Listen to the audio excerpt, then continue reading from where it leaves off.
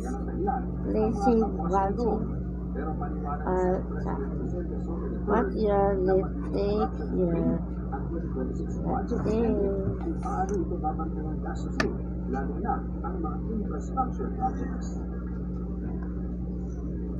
Ito naman ang nagtiga.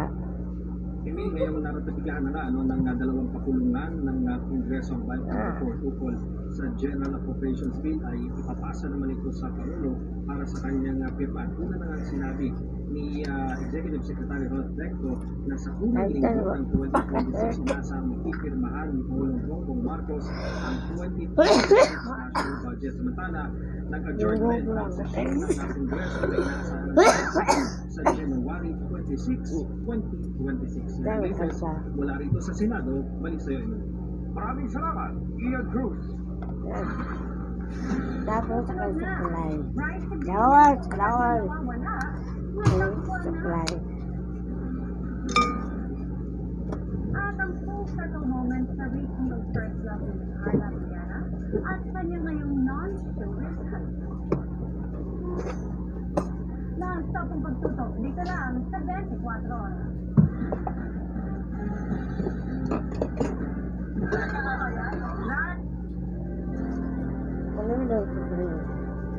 Ano yung saan nakakabakay? Pwede ba na ka ng preso yung try? Mga pang preso. Yung mga... Ano ba ang preso? Pawag ba stress ka?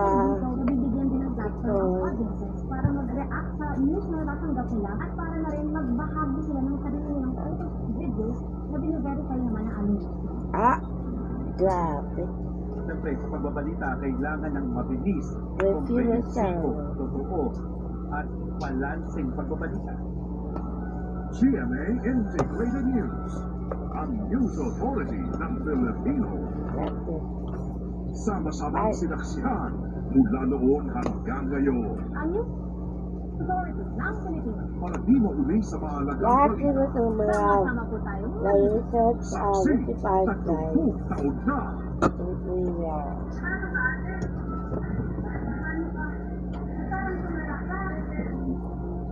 Perfume kami na, oh. Hoy! Ginatan mo akong perfume, no? Asa tayo ka palulong, ano na perfume ka, balik. Dinahay, yung vloggers ako. Update po tayo kaugnay ng babatang nasa bugan ang pagpupok sa Tondo, Maynila. Pwede ba?